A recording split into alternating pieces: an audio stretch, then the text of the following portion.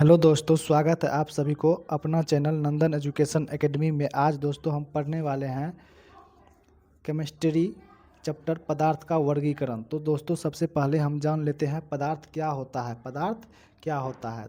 तो दोस्तों पदार्थ कोई भी वस्तु जिसमें द्रव्यमान एवं आयतन हो, जो स्थान घेरे, जो दाब डाल सके एवं अवरोध उत्पन्न कर सके तथा जिनके अस्तित्व का अनुभव हम अपने ज्ञान इंद्रियों द्वारा कर सके, तो उसे दोस्तों पदार्थ कहते हैं।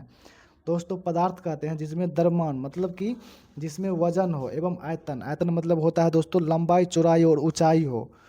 जिस वस्तु में द्रव्यमान हो और आयतन हो तो उसे दोस्तों हम पदार्थ कहते हैं। जैसे कि पुस्तक, पेड़, पर्वत, चीनी, ऑक्सीजन। तो दोस्तों बहुत सारे लोग जानते हैं ऑक्सीजन लगता है पदार्थ नहीं है। तो दोस्तों ऑक्सीजन एक पदार्थ है, क्योंकि ऑक्सीजन हम सिलेंडर में भरते हैं तो उसमें वजन होता है, इसीलिए ऑक्सीजन पदार्थ है। चीनी भी पदार्थ है क्योंकि इसमें वजन है। पर्वत भी स्थान घेरता है, उसके बाद पेड़ भी, पुस्तक भी, ये सब में वजन है, इसीलिए दोस्तों इसको हम कह सकते हैं पदार्थ है। उसके बाद ऊष्मा, बल, गुस्सा, स्वाद पदार्थ नहीं है, क्योंकि इस सब में द्रव्यमान नहीं होता है, इसीलिए ये सब पदार्थ नहीं है दोस्तों। और हमारे ब्रह्मांड की सारी सारी वस्तुएं एक प्रकार से पदार्थ है।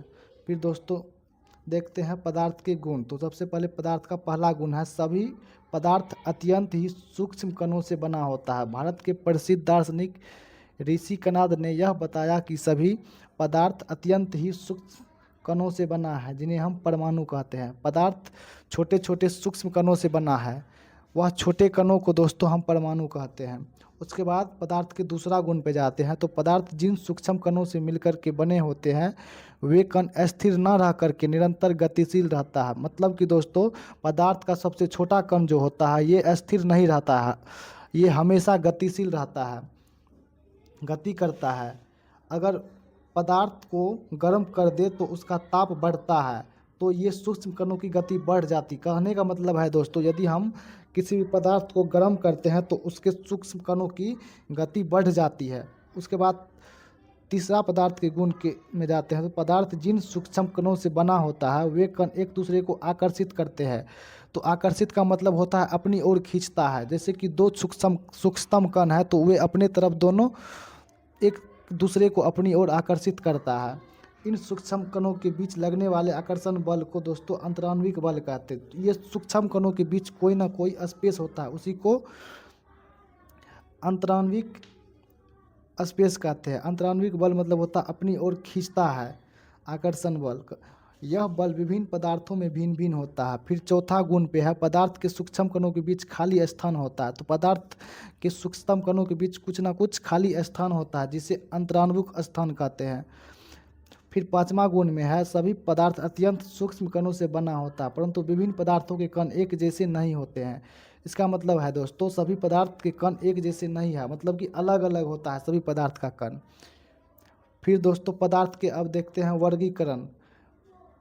तो पदार्थ को वर्गीकरण भौतिक अवस्था के आधार पर मुख्य रूप से तीन भागों में बांटा गया, ठोस, द्रव तथा गैस में वर्गीकृत किया जाता है। पदार्थ के ठोस, द्रव तथा गैसीय अवस्था के अलग अलग विशेषता पाई जाती है। तो दोस्तों देखते हैं इसका विशेषता। तो सबसे पहले जानेंगे पदार्थ की ठोस अवस्था, या उस पदार्थ का ठोस अवस्था किसे कहते हैं। तो दोस्तों इसको हम ठोस पदार्थ के सूक्ष्म कणों की सजावट क्रमबद्ध होती, जो ठोस पदार्थ के आकार तथा आयतन निश्चित होता है। यदि हम इसका परिभाषा जानेंगे तो ठोस पदार्थ का आकार और आयतन निश्चित होता है तो उसे हम ठोस पदार्थ कहते हैं। फिर दोस्तों इसके फिर ठोस पदार्थ में अंतराण्विक स्थान बहुत कम तथा अंतराण्विक बल अत्यंत प्रबल होता है। इसमें ठोस पदार्थ में अंतराण्विक स्थान जो होता है बहुत कम होता है और ये प्रबल होता है, मतलब कि बहुत ज़्यादा मजबूत होता है। इतना मजबूत होता है जो इसमें फैलों की प्रवृत्ति नहीं पाई जाती है। और ठोस पदार्थ में यदि बाहरी बल ना लगाया जाए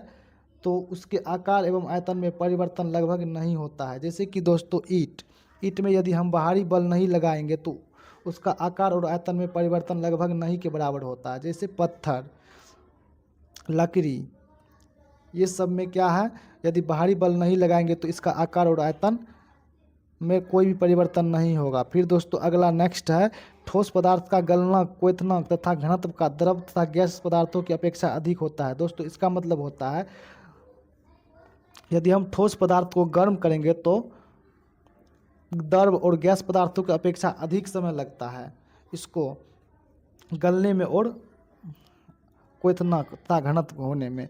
उसके बाद है ठोस पदार्थ में अंतराण्विक बल प्रबल होने के कारण काफ़ी कठोर, कठोर मतलब होता है दोस्तों हार्ड, कठोर एवं दृढ़ होते हैं। ठोस पदार्थों में बहू की प्रवृत्ति नहीं पाई जाती, मतलब कि इसको यदि हम गर्म करेंगे तो ये बहने की प्रवृत्ति इसमें नहीं पाया जाता है। तो ठोस पदार्थ इस प्रकार से रहता है, इस क्रमबद्ध तरीके से। इसमें अंतराण्विक स्थान बहुत कम पाया जाता है, लगभग ना के बराबर। इसी तरह इसका सूक्ष्मतम कण होता है। दोस्तों आज के लिए इतना ही, मिलते हैं नेक्स्ट वीडियो में। चैनल को सब्सक्राइब नहीं किया है तो दोस्तों चैनल को सब्सक्राइब कर लीजिए, ऐसे ही वीडियो आपको मिलती रहेगी।